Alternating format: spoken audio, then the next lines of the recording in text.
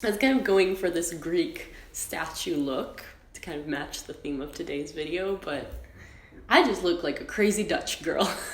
So I thought, okay, maybe I'll just distract everyone from this terrible hairstyle by doing something interesting with my lips, but I don't know if any of this is working. For years now, a lot of you have been asking for me to talk more about Greece, and I'm finally doing that. It's about time. I don't know why it took me so long, but let's get started. I asked you on Instagram to just send me whatever questions you have so I can cover them all in today's video. So just to give you a little quick background on me, I am actually half Greek.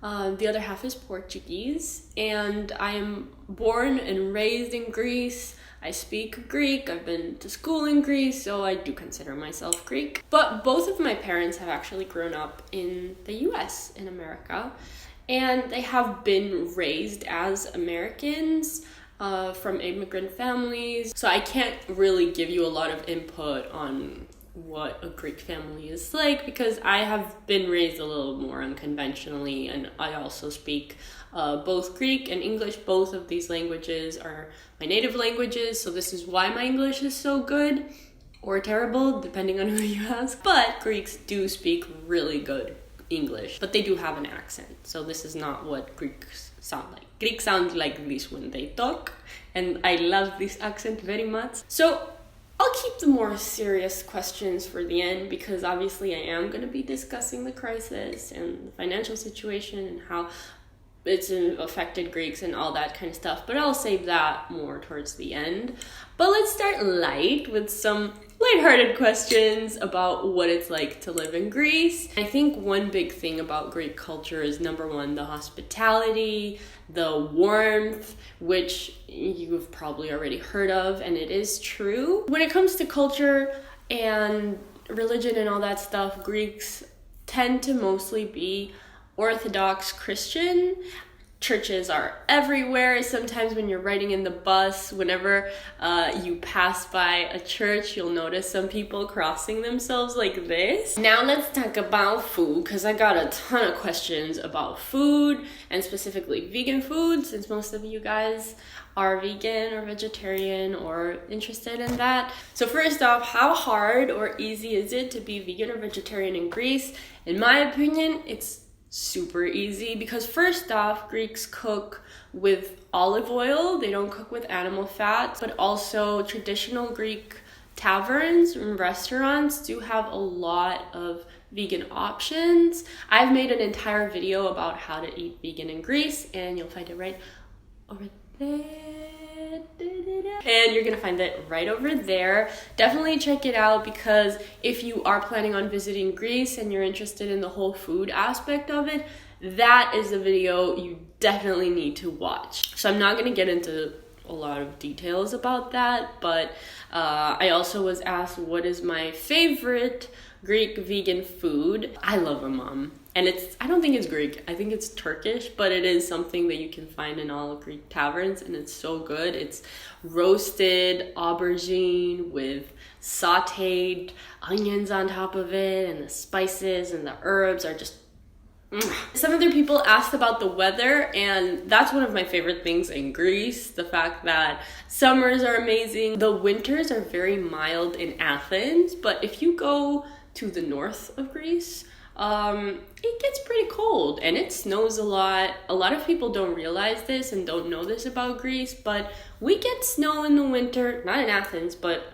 in the mountains and in northern areas, and it's actually a really great skiing destination. I mean, I personally think it's definitely worth coming to Greece in the winter and enjoying a mild winter where you don't completely freeze your ass off when you go out. And then another question that I got about Greece is what are the best places and also like the more non-touristic places to visit in Greece, so places that are maybe not islands or stuff like that. I haven't traveled everywhere in Greece, but from the places that I've been to, I fell in love with Crete, which is an island. It's the biggest island in Greece. The beaches are beautiful. The ancient ruins there are beautiful. The palace of Knossos. It's a lot more tropical down there as well. The place where my dad is from, Mani has a more otherworldly look, more mysterious look. You have like towers that are made of stone, and the environment, the terrain is much more rocky and wild. I don't know, it has a very mysterious feel to it. Unfortunately, all the fascists basically of Greece are down there.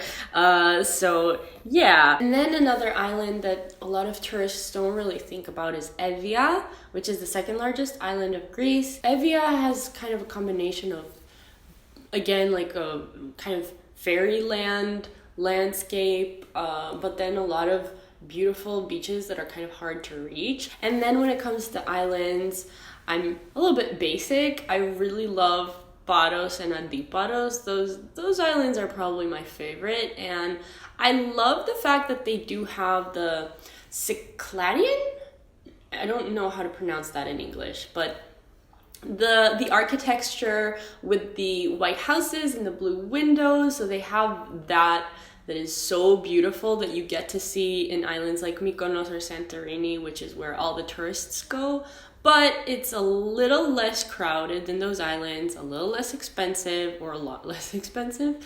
And so you do get to see those beautiful houses and the beautiful towns and the colors and the sea, and it's just beautiful, but you don't get like the extra touristiness of the other two islands. Oh, and also another place that I really liked was the place that I went to this year, which is Nafplio, and it was so pretty and very Game of Thronesy. So yeah, I love Nafplio.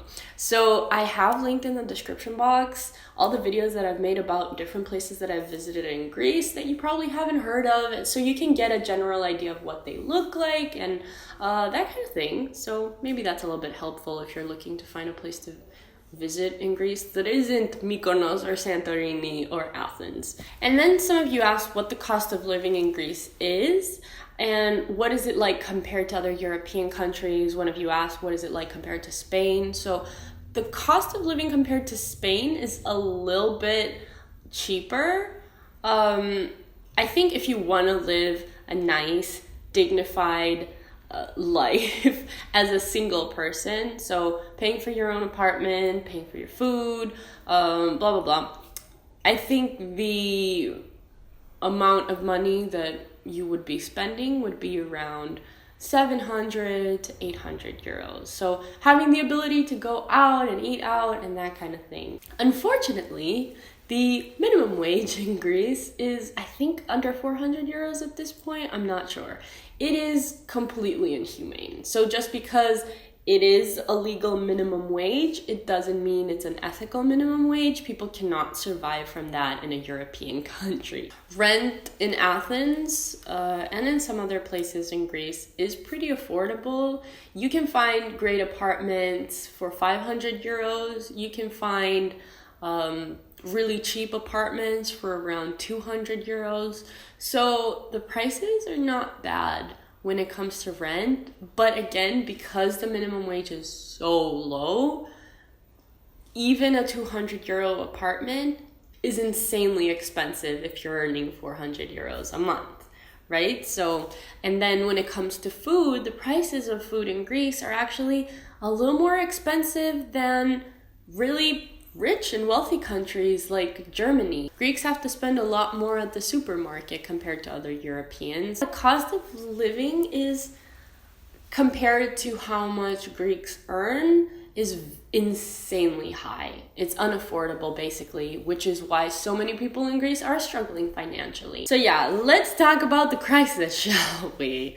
The crisis in Greece kind of hit in 2008, and it became really terrible in 2009, and since then, I mean, it's been almost 10 years. It's been 10 years, basically. So many people's lives were affected, so many people lost their houses, so many people lost their jobs, so many people stopped getting paid for their jobs. I know people that were working for an entire year and never saw a cent. I don't really know a lot of people that haven't been affected by the crisis. My family was affected by it as well. My sister has 2 degrees, she has a master's, and she can't find a fair paying job in this country that isn't offering her like the minimum wage that I told you, or like 100 euros more than a minimum wage, which is unacceptable for a person with her work experience and with her education. So especially people that are very educated are struggling to find a job that pays fairly.